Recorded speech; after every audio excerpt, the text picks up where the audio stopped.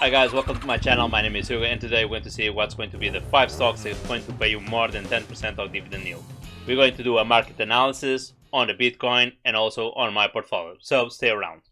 Before we start the video, please don't forget to hit the subscribe button. Only 6.2% of my viewers are subscribers, so don't forget to smash that button. So let's get back to the video.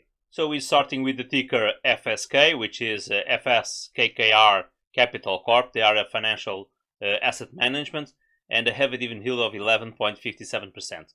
They are undervalued in 48.9%, has a future growth of minus 39.2%, and this also was a stock that I spoke in my channel before. You can check on those videos with more depth analysis. This stock, besides have undervalued in 48%, the future growth is minus 39%. I don't know if you're going to get any profit from here, and even the dividend yield being 11.57% will not cover the future growth.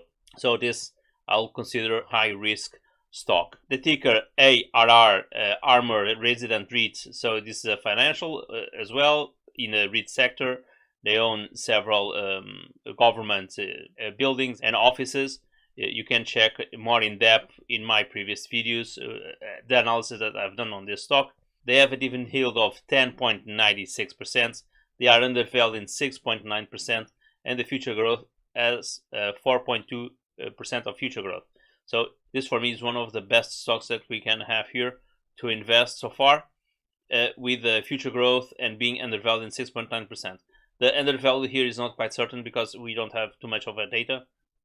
So this is an estimation.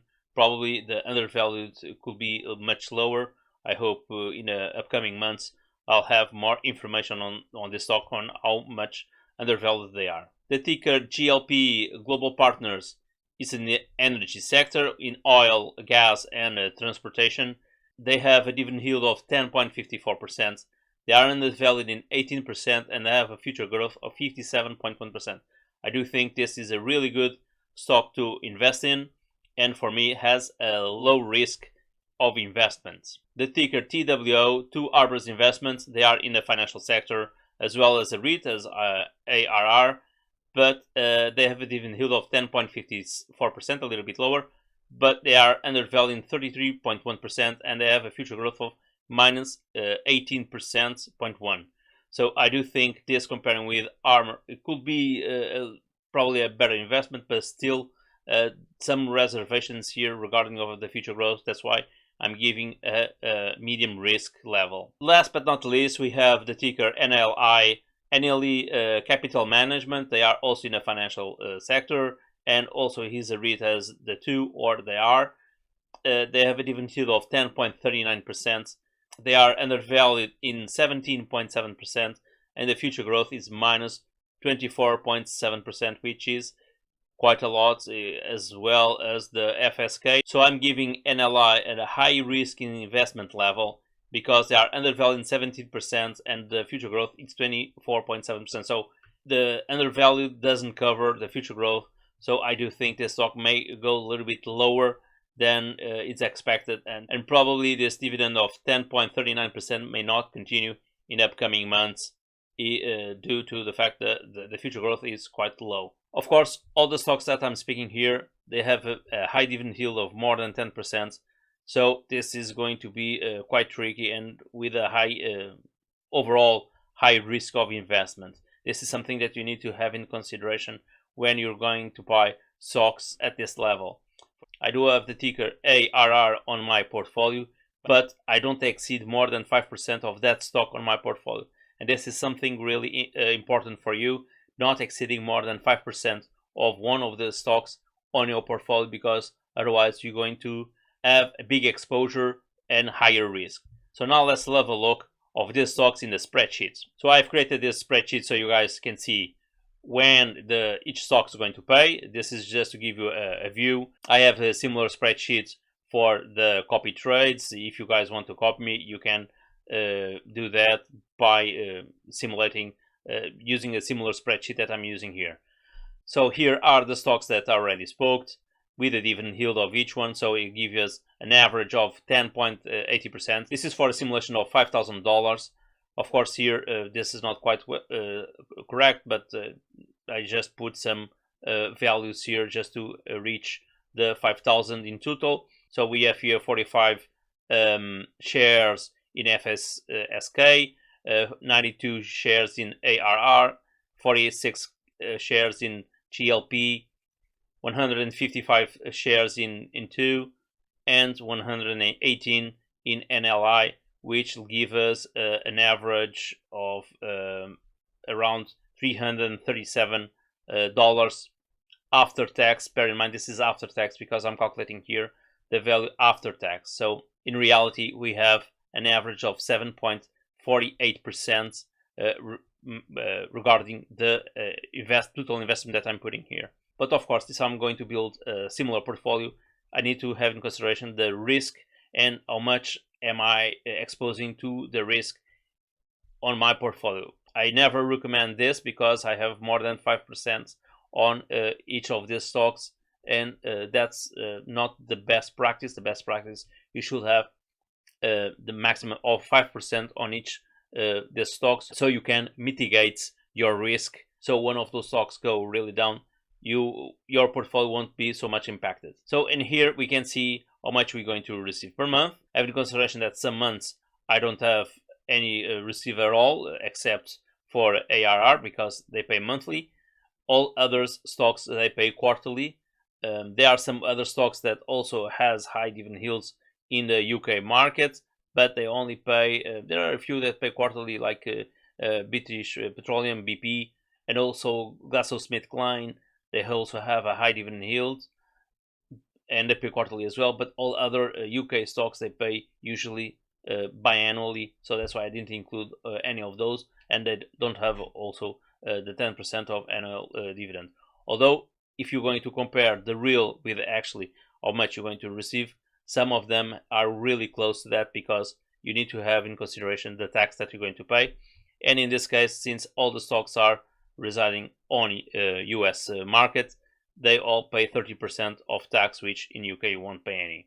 So this will give us an average of how much we're going to receive per month. And for a $5,000 investment, $377 per year, it's a lot. Bear in mind, this could be higher for one simple reason, because I'm not having here in consideration the compound interests, because when you're going to receive, you're going to invest and so on and so on. So I'm not taking here in consideration the compound interest.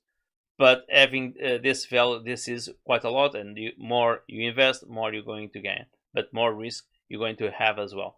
So I think you should have some more balance. Not only these 5 stocks is quite risky, but these are the 5 stocks that has more than 10% of dividend yield, that in the overall will give you a 10.80% of dividend yield at the end. Other stocks that we're going to have for this week is going to be ABBV with a dividend yield of 4.74%, and the ex-dividend date is going to be on 14th of October. Of course, all the other stocks that I already mentioned, I have already spoke in previous videos that you can search, and I have more information detailed where the dividend yield is going to be paid. So now let's do a market analysis on the SP500 and on the Bitcoin. So as I mentioned on the previous week, we did reach the point of the $4,300, and we now have a shift on the market. We have here now a bull market with a MACD mentioning that the next week is going to be a positive week, and we're going to start have a bull race from now on. If we're going to reach the $4,500 that we were there before, we don't know. So now we have here a resistance level at $4,450, and we still need to consolidate here to see if we're going to continue the downtrend or if we're going to positive way towards up. But there's still some consolidation being need to be done. So we have now the support of 4,370. We may reach that point during the next week or so, but since we had a negative few days, the next week is going to be positive. At least Monday is going to be positive. Let's see what's going to the market brings. But in resume, I do think we're going to have a positive week with the bull markets now, and we may reach the trend at the 4,500, which is going to be here our resistances at this value. In terms of the Bitcoin for this week, we're going to continue to see the uptrends. We still have here the Mark D in a bull market. We may reach here the 55, the resistance as the 55. If we're going to have a breakout, we still don't know. We need to consolidate now here at the 55, so we can go for the 60, which is going to be the highest that we have in the past May, April. So based on this scenario, I do think we have all the pieces to reach now the 60,000. If it's going to be this month, I don't know. Probably next month. But we have here a really strong bull market for the next week, and it's going to reach the 60,000, and then going to reach again the 55k as a resistance, as we had here in the past, the 50k as resistance. I hope now we start now to build here some consolidation, so the new support point will be the 55k, and hoping that won't go lower than that as soon as we reach the 60,000 mark. So if you want to copy all my trades, you can do it by go to eToro and search my nickname Kenite. You can start copying all my open trades, which is what I most recommend with 1,000 of investment. Of course, this depends on how much you are willing to invest and to risk. More you invest, more you're going to gain, because my portfolio, it's the majority of dividends instead of growing stocks. I do have my portfolio around 25% of growing stocks, but you can check that on at the end of the video that I'm going to show that with the spreadsheet. So for this week, the portfolio performance, the US market went around 0.8%, and my portfolio 1.74%, although this is due to the BTC and other that I have on my portfolio that went up around 20% during this week, and that's why my portfolio went up a lot. Although I do have COM with 18% negative, which but it's not creating too much impact on my portfolio, and that's why my portfolio still outperform the US market. My portfolio since inception, from profit to loss, we have a growth from 10% to 12.61% for this week, and my portfolio in the last 12 months had a growth from 34% to 35.08% for this week.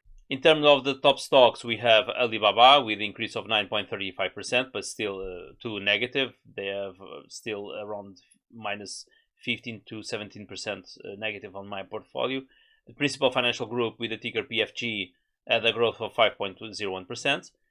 British Petroleum had a growth of 4.62%.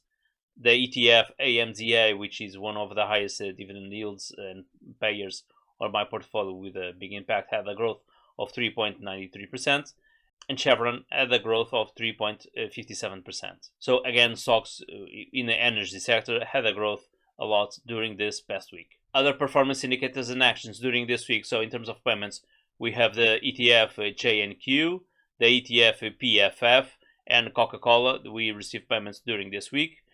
I didn't have new acquisitions, but I still have open orders in store, Facebook, and ARR. Close orders, I didn't have any, and in terms of averaging, I've done average on Alibaba with the ticker 9988HQ.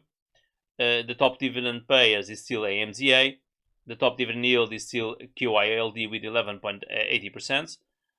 And my portfolio is undervalued in 50%. So we had a slightest decrease from the past week from 50.9 to 50%. The portfolio future growth had a decrease as well from 9% from last week to 8.80%. And now I put here a new indicator, which is regarding the past performance, and my portfolio, the past performance, it's around 6.89%. Regarding the 8.88% of future growth, it's quite good in the overall. In terms of stocks with the highest volatility, we still have Main Capital, and with the lowest volatility, we still have Unilever. So now let's have a look of these actions on the spreadsheet. So if you're seeing the spreadsheet for the first time, don't forget that you can simulate here with the amount that you want to invest, if it's going to be 1,000 or 5,000, whatever.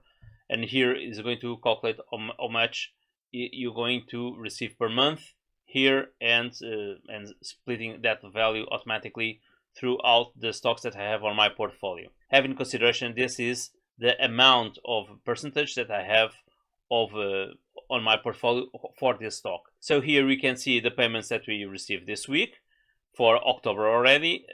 We didn't close everything in September. We're still going to receive dividends from September, because eToro usually pays on the next week or so. So there's some stocks that don't pay on the exact time, like for example this here that I can see here in the graph. This is going to be Pfizer. They didn't pay exactly on the month that's going to supposed to be paying on August. We received, or eToro paid on the next month, or because they didn't receive the money and they pay it later. So that's there are some stocks that we don't receive at the same time. This is something that you need to have in consideration when you're going to do your calculations. So in here you can check what is the stocks that are going to pay more dividends, and how much you're going to receive per month, and the total that you're going to receive. So this graph here shows you how much you're going to receive per each month, and this is going to tell you what's going to be the portfolio diversification. So in terms of balance, we have 2.3%. In terms of Chinese stocks, we're going to have 4.7%. In terms of crypto, we're going to have 4.7%, and this 4.7% we only have ADA and BTC. And also we have here UK stocks with 9.3%. In terms of DTF, we have now 20.9%, and US stocks, we had here a slight increase from the past week for 58.1%. In terms of growth stock versus dividend stocks, we had a slight decrease of growth stocks because I sold some of the growth stocks and had a shift for dividend stocks. So I've reduced the growth stocks. Now we have 26.2%, and we had the increase on dividend stocks with a 73.8%, which previous week was around 7%, 71%. And this is my portfolio strategy, which is going to be around the 25% of growth stocks and the rest as dividend stocks. Okay, once again, I hope you enjoyed the tips for this week. Don't forget to hit the subscribe button and the like. That's going to help me a lot with the YouTube algorithm, and please do so. Once again, guys, thank you, cheers, and see you next week.